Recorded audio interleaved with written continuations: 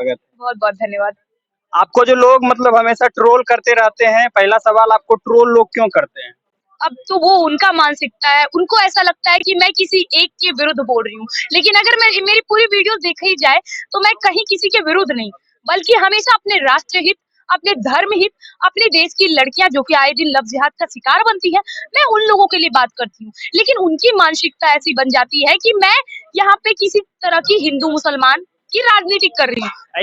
ऐसा क्यों होता है जो कि अपना हिंदू धर्म और हिंदू सनातन धर्म के ऊपर हमेशा चर्चा का विषय बन जाता है? क्या आप बोलना चाहेंगे इस पे? ये हम लोगों की वजह से। अभी देखिए, मैं तिलक लगाती हूँ, मैं हाथ में रुद्राक्ष पहनती हूँ, मैं अपने धर्म को प्रमोट करती हूँ, मैं वैसा वस्त्र भी कभी कभी धारण करती हूँ, तो लोगों को क्या लगता है यार दिखावटी है या फिर कुछ ऐसा। लेकिन कभी किसी से पूछा कि आपने टोपी क्यों पहना है, कभी किसी से पूछा कि तुमने बुर्खा क्यों पहना है? नहीं।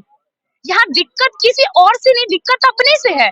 यहाँ पे अगर आप अपने ही धर्म का कोई सामग्री को इस्तेमाल करते हैं तो लोग आपसे ही प्रश्न चिन्ह उत्पन्न कर देंगे, जो आज हमारे साथ हो रहा है, जो देश के प्रधानमंत्री के साथ भी हो रहा है, जो योगी जी के साथ भी हो रहा है, जो अपने धर्म के लिए उठ रहे हैं, उनके ऊपर ट्रोलिंग की जा रही है। सच्चाई यही। एक और सवाल, रामचरितमानस के बारे में आप क्या कहना चाहेंगे? रामचरितमानस हमारे देश की पहचान है।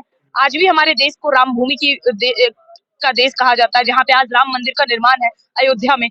वो भी एक अलग विषय है। रामचरितमानस के ऊपर तो कोई सवाल करने की जरूरत ही नहीं है। रामचरितमानस तो सर्वोपरि है। लेकिन हाँ, हम समझ रहे हैं कि आप क्या कहना चाह रहे हैं, क्योंकि बिहार के कुछ ऐसे बुद्धिजीवी हमारे देश में है ना, जो सनातन धर्म को ही टारगेट करेंगे, क्योंकि उनको पता है एक हमारा ही धर्म है जो थोड़ा सा मासूम सा है, आपको बख्श दिया जाएगा।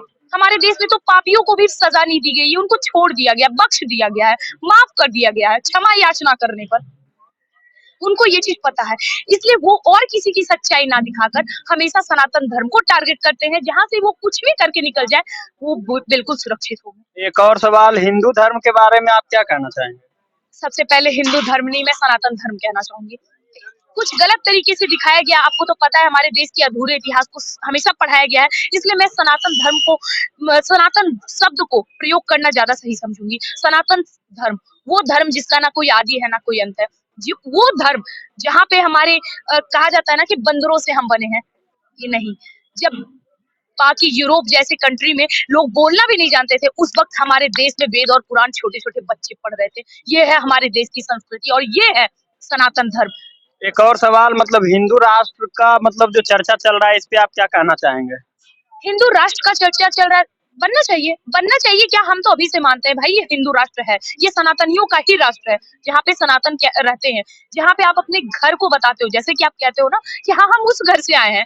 अभी हमारे घर का नाम है, हाँ हम नारायण निर्मला आश्रम से आए, तो मेरे घर का एक नाम है, तो ये पूरा भारत भी तो हमारा घर है ना, इसको एक हिंदू राष्ट्र के नाम से जाना जाएगा, ये हमारे लिए गौरव की बात है। एक और सवाल, हमारा जो देश चलता है वो संविधान से चलता है या धर्म से चलता है? बिल्कुल संविधान के अनुसार चलता है, लेकिन सरिया कानून के अनुसार भी नहीं चलता है।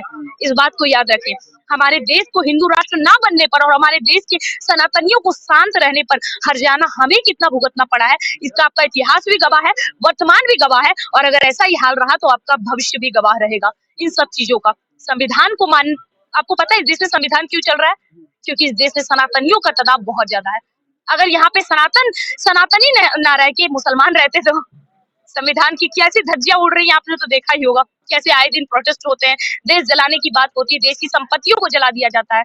तो इस देश में संविधान केवल इसलिए सुरक्षित है क्योंकि इस देश में सनातनी है। एक और सवाल जो आज प्रत्येक दिन चल रहा है, राहुल गांधी जी के बारे में आप क्या कहना चाहेंगे, जो कि भारत जोड़ो यात्रा को लेकर के पूरा चर्चा का विषय बना रखे हैं? मुझे उनके बारे में कुछ कहना ही नहीं, मैं उनको नेता में गिनती ही नहीं हूँ। नेता की कुछ भी क्वालिटी होनी ऐसे चाहिए। कैसे, उनका खानदान तो पूरे हिंदुस्तान में 65 साल तक लगातार राज किए और आप बोलते हैं उसको नेता में गिनती नहीं लेना चाहेंगे? राजा का बेटा राजा नहीं ना बन सकता है। अब जरूरी नहीं है कि जो चीज उसके पिता में हो वही चीज उसके बेटे में। और सबसे पहली बात, 70 साल से हमारे देश में किस तरह देश को संभाला जा रहा था, ये तो ना आपसे छुपा है ना हमसे छुपा है। इसी सरकार की बदौलत हमारे देश टूट गया, इसी सरकार की बदौलत आज सनातनी इतने कमजोर हो गए, इससे सनातनी की बदौलत आज हमारे देश में मंदिर मस्जिद पे लड़ाई हो रहे हैं, केवल इन्हीं लोगों की, यही कांग्रेसी की वजह से, जिनका आज नाम ले रहे हैं। भारत जोड़ो यात्रा उनका सफल रहेगा या नहीं रहेगा? देखिए, करने यात्रा सब करते हैं, ये राजनीतिक मुद्दे हैं, सबको अपना अपना हथकंडा अपनाते हैं, वो भी अपना रहे हैं, लेकिन मैं यही मानती हूँ कि भारत जोड़ो यात्रा हो या हाथ जोड़ो यात्रा हो, आप भारत को जोड़ने की बात कर रहे हो। खुद सोचो कि जिसके बाप दादाओं ने भारत के टुकड़े टुकड़े कर दिए, क्या वो कभी भारत जोड़ सकता है? अंदाजा आप खुद लगा लिए, ये सब सिर्फ एक राजनीतिक प्रोपेगेंडा है, उसके अलावा कुछ नहीं।